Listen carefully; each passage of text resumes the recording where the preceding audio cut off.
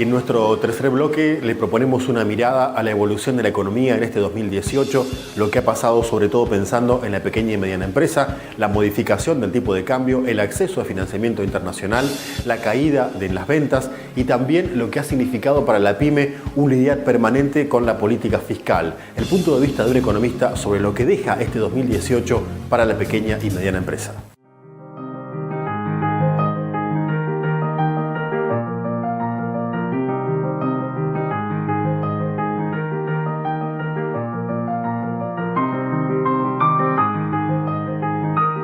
Tenemos una bisagra, un punto de inflexión hasta abril de este año, donde fue la primera disparada del dólar.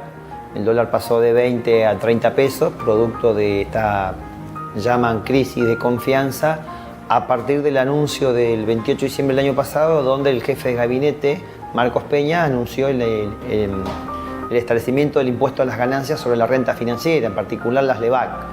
Estos capitales especulativos que no quieren pagar nada de impuestos tienen la capacidad de fugar capitales o divisas, y esto genera que el Banco Central se quede con menos reserva y la relación pesos-dólares se modifica drásticamente, y sabiendo el impacto inflacionario que esto tiene en la economía argentina.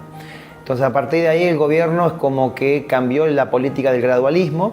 El gobierno apuntaba a hacer crecer la economía más allá de la deuda que estaba tomando para sostener sobre todo el gasto previsional, la jubilación, el gasto social, y que el crecimiento del PBI fuera mayor que el crecimiento de la deuda. Entonces el cociente de deuda se reduce, es decir, es como si mi patrimonio creciera más que lo que crecen mis deudas, entonces la relación deuda-patrimonio baja, es lo que se llama cociente de deuda.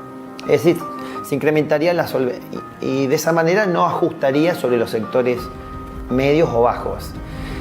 Los indicadores eran positivos: la industria automotriz, la construcción, la alimentaria, el cemento, el petróleo, la zona de vaca muerta.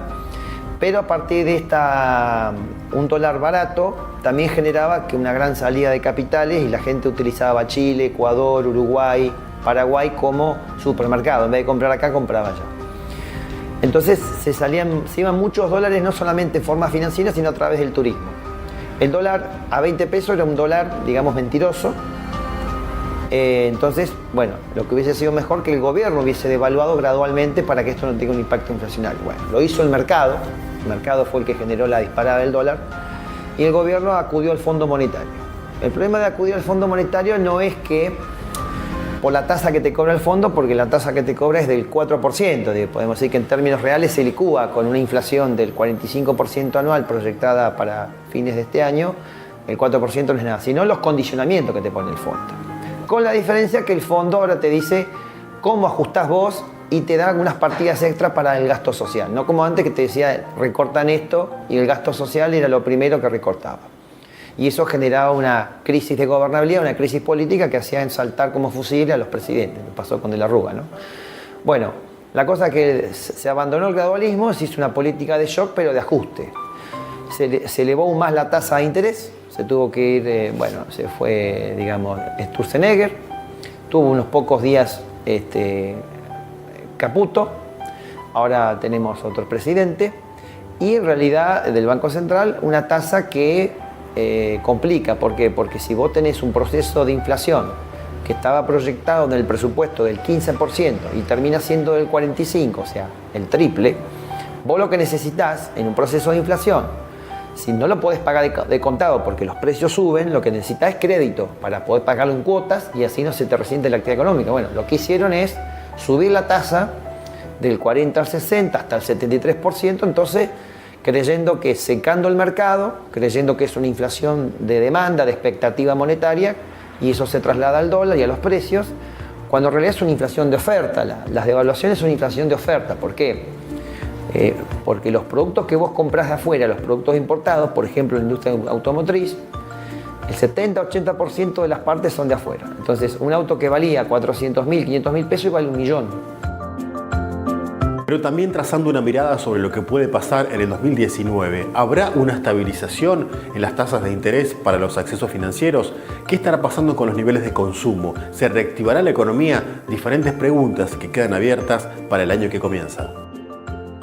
Los alimentos que se venden al exterior, que se exportan, se cotizan en dólares. Entonces, cada vez que el dólar está más caro, lo trasladan ese mayor precio del dólar en pesos al mercado interno y eso conforma un incremento del costo de vida porque conforma la canasta familiar. Ante eso, el gobierno tuvo que reabrir paritarias, como pasó en el caso de los bancos, los empleados bancarios y otros sectores, para que el ajuste del 25% que había quedado retrasado con una inflación del 45% equiparara los salarios a la inflación. Pero la tasa de interés sigue siendo alta, de hecho es el gran reclamo de la Unión Industrial Argentina y ciertos sectores de la producción argentina, donde las ventas han caído. De hecho, todos los indicadores después de esa crisis de abril y en agosto de nuevo, fines de agosto, ha hecho que los niveles de actividad económica, una caída del PBI, con un reconocimiento por parte del ministro de Economía, Nicolás Dujovne, una caída del 2,5%, una inflación del 45% y una cantidad de pérdidas de puestos de trabajo alrededor de entre 270.000 y 300.000 puestos de trabajo. Yo creo que lo que el gobierno se está equivocando es en el no dar un enfoque social y un diagnóstico más acabado de la inflación. En la inflación hay que hacer acuerdos de precios, hay que controlar los formadores de precios, más allá de las expectativas monetarias. Controlar el déficit fiscal sí, pero no con una política de recorte drástica, pero pareciera que ese fuera el principal eje del modelo económico, ¿no? Es decir, lograr el equilibrio fiscal a toda costa, y esto sabiendo que la contracción del gasto público y con una política monetaria restrictiva achica el tamaño de la economía y genera expectativas no muy positivas, es decir, porque el consumidor gasta menos por la suba de precios, porque no tiene crédito y además se pone más conservador. O en un proceso de destrucción de empleo o de no generación de nuevos puestos de trabajo, uno el salario que tiene lo trata de cuidar por miedo a quedar sin trabajo. Entonces, también esto afecta de alguna manera la actividad económica. El efecto positivo que tiene la suba del dólar, bueno, y la suba del precio internacional del petróleo, bueno, aquellas provincias como Neuquén que tienen regalías, tienen fondos extras. De hecho, Neuquén ahora tiene un presupuesto de más de 100.000 millones de pesos que le va a permitir largamente no solamente no tomar deuda, sino amortizar deuda vieja y poder completar obras y cubrir gastos y demandas salariales para el próximo 2019, ¿no? Lo que sí me parece mal es que el gobierno frenó mucho lo que es el gasto de capital. Acá yo tengo un dato que sacamos el otro día con los chicos de la Universidad del Comahue. De cada 100 pesos que el Estado va a gastar el año que viene, 95 van a ir a gasto corriente, mayormente a jubilaciones, pagos de intereses de deuda, pero solamente 4 pesos van a ir a obra pública.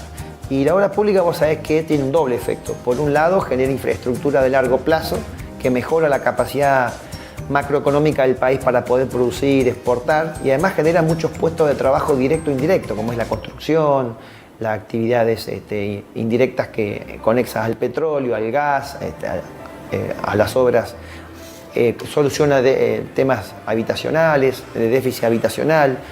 Bueno, lamentablemente se han parado mucho los proyectos de lo que tiene que ver con la terminación de la Ruta 22, mejorar la conectividad.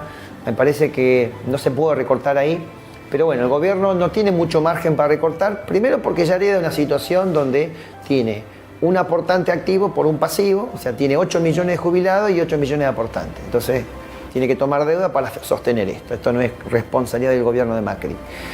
Segundo, el 70% del gasto se va en este tipo de gasto social. Por lo tanto, no puede recortar ahí. Más en un proceso inflacionario donde se licúan los ingresos de los pasivos y de los jubilados. Entonces, ¿a dónde recorta? Y recorta en la obra pública y en la clase media, ¿sí? Aquel que le puede absorber, que precisamente fue el electorado que lo apoyó masivamente. Pero me parece que habría que haber una reforma tributaria y empezar a gravar a aquellos sectores que no pagan impuestos, como la minería, el petróleo. Bueno, pero hay medidas contradictorias. Por ejemplo, se grava el capital de las cooperativas, pero se exime por 50 años a la base espacial china. Hasta el 2064 no va a pagar impuestos internos, no va a pagar IVA. Entonces, yo lo que me explico es, digo, si hablamos de equidad tributaria, hacer un esfuerzo, me parece que lo tienen que hacer todos y en todo caso, en mayor medida, quienes más capacidad contributiva tienen, ¿no?